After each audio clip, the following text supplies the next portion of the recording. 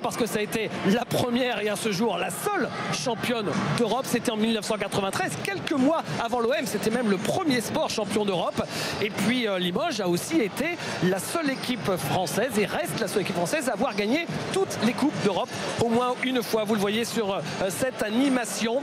Et on termine avec évidemment les 2 titres de champion de France. Ils sont double champion de France en titre, 11 titres en tout, 2e au palmarès derrière l'Asvel et cette équipe de Limoges. Voilà le maillot de Richard Dacoury que je suis allé épouster moi-même juste avant la prise d'antenne pour qu'il soit bien brillant ce soir. Richard, c'est super de pouvoir revenir ici pour attaquer la saison sur l'équipe 21.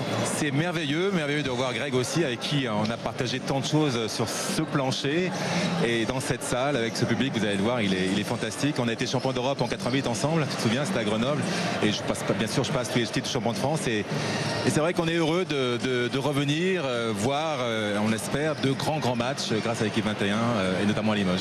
Et alors Greg, ce soir, le premier match, c'est vraiment une très belle affiche parce que face au double champion de France en titre, c'est Dijon qui est la grande surprise de ce début de saison, seul leader invaincu. Ouais, superbe équipe. Jean-Louis Borg est devenu général manager, un nouveau coach, Laurent Nyonam, meilleur coach de Pro B, une nouvelle équipe, la mayonnaise a vite pris, ils sont là pas par hasard, paraît-il, ça joue très bien tant en défense qu'en attaque. Et puis Limoges qui se renforce avec Chafargic, qui est le meilleur joueur, et ainsi de suite, et qui commence à retrouver du collectif. Voilà, ça va être un très bon match à suivre sur notre antenne. On a mis des moyens spéciaux pour ce premier match sur l'antenne de l'équipe 21. Je vous propose tout de suite, messieurs, de découvrir dans l'intimité du vestiaire de Dijon Laurent Nyonam qui parle à ses joueurs. C'était enregistré il y a seulement 3 petites minutes. Regardez, écoutez. C'est votre match, les gars. Faites un bon match. It's a good place, guys. It's a good time to prove to everybody you are a leader because you work hard in the practice and you are a good team, guys. Okay, believe on your capacity for win the fucking game, guys. Okay, let's go.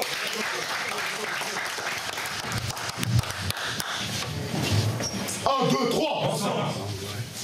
Good warm-up. Bon échauffement, les gars.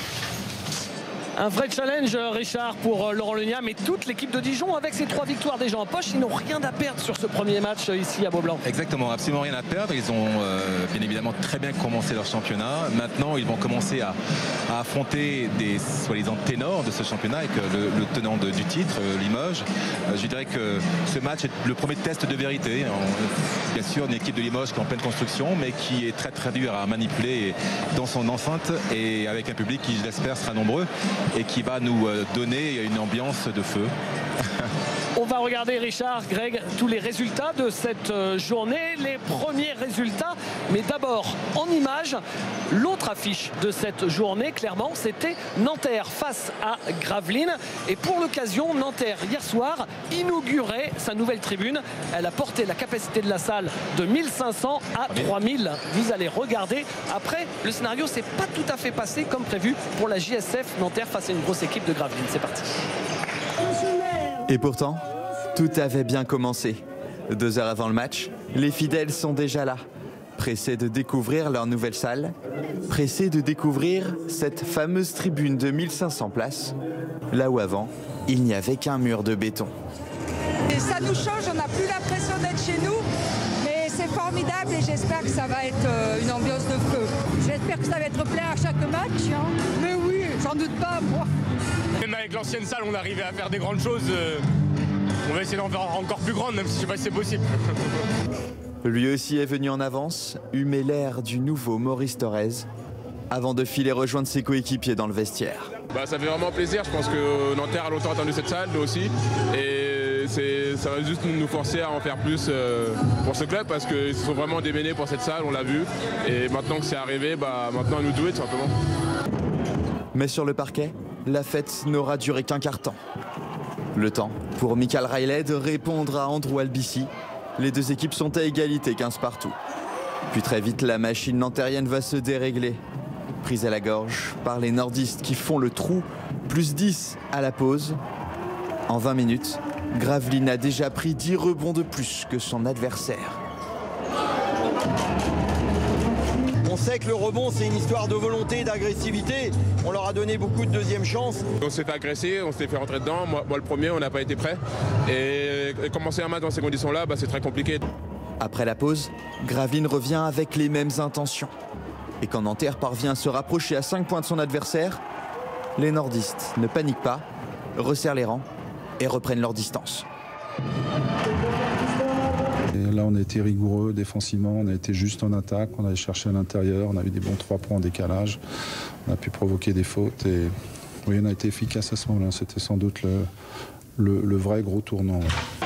3 jours après sa victoire remarquée à Bilbao, Nanterre manque de jus, à l'image de Mame Jeité. Étincelant à Monaco il y a une semaine, puis en Espagne, il rend cette fois une maigre copie. 6 points, 6 rebonds et 3 balles perdues. Je pense que j'ai pas d'excuses à avoir. Je demande des responsabilités, je demande d'être leader. C'est à moi de répondre présent tout le temps. Je pense que là, j'ai pas été bon. La rencontre touche à sa fin. L'ambiance a clairement changé de camp. Nanterre s'incline lourdement, 76-56. Première ratée dans le nouveau Palais des Sports. C'est dommage parce que le public était venu vraiment nombreux. Ils ont fait beaucoup de bruit ce soir. On n'a pas vraiment répondu au rendez-vous. Ça fait un peu mal pour notre public, mais bon, on va essayer de se rattraper. Et justement, dans 3 jours, la JSF a l'occasion de réussir une autre première. Face à Ljubljana, Maurice Thorez accueillera son tout premier match européen.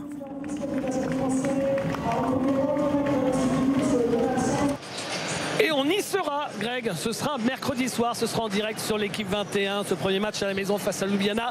Après la victoire de la semaine passée face à Bilbao. Match crucial et déjà très excitant.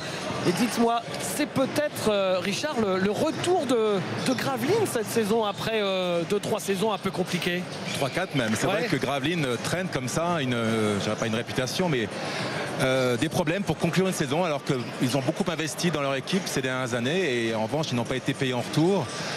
J'aimerais pour la beauté du championnat que cette équipe, cette région qui adore tellement le basket puisse enfin réussir et pourquoi pas aller au bout du potentiel qui est leur. Je crois qu'ils sont souvent dans les playoffs effondrés. Bon, ça démarre bien cette année.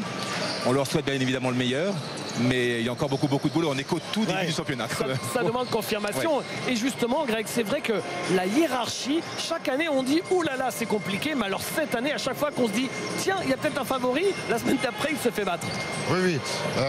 Les promus, rappelez-vous, depuis 2-3 ans, restent dans la hiérarchie, dans ce qui met la pression sur les équipes qui sont habituées à la Pro A. Et regardez aujourd'hui, vous avez en dernière position des équipes comme Paris, des équipes comme Nancy qui n'ont pas encore gagné de match et qui ont un potentiel fantastique.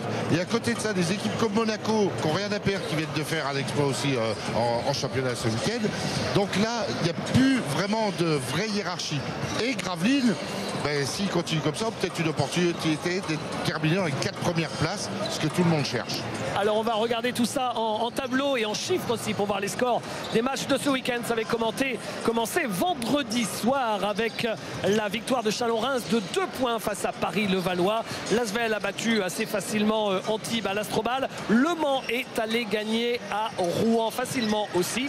Et puis hier soir, vous en parliez, Nancy a encore perdu, battu à la maison par l'équipe de Chalon. Nanterre-Gravelines, on l'a vu en image. Orléans est allé gagner de 21 points sur le parquet du Havre. Et puis Monaco qui continue, qui s'est imposé sur le parquet de Cholet. Il restera un match, ce sera pour la Cortez face à Strasbourg, ce sera lundi soir. Alors au classement, qu'est-ce que ça donne?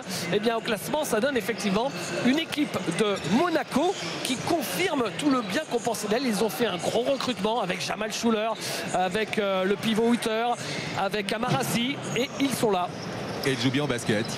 Et ils ont faim et ils ont envie de prouver qu'ils ont le niveau et c'est vrai que c'est plutôt rafraîchissant pour ce championnat de France qui est très ouvert, même si on retrouve et on est content de les retrouver au plus haut niveau, une équipe de l'Asvel qui peut-être aussi, on n'en parle pas encore beaucoup, sera la surprise de l'année. Oui, et en plus ils ne perdent que le derby à Antibes, ce qui n'est jamais facile dans les derbys. Voilà, c'est tout. Aujourd'hui, on n'a rien à dire sur ce qu'ils ont fait, les résultats. Là, gagner quand même à l'extérieur chez une équipe qui est habituée à la Pro A, pour un promu, c'est beau. Messieurs, on va passer une petite page de publicité et on se retrouve dans un instant pour parler du match qui nous intéresse, qui va commencer dans un petit quart d'heure. Limoges face à Dijon. A tout de suite à Beaublanc.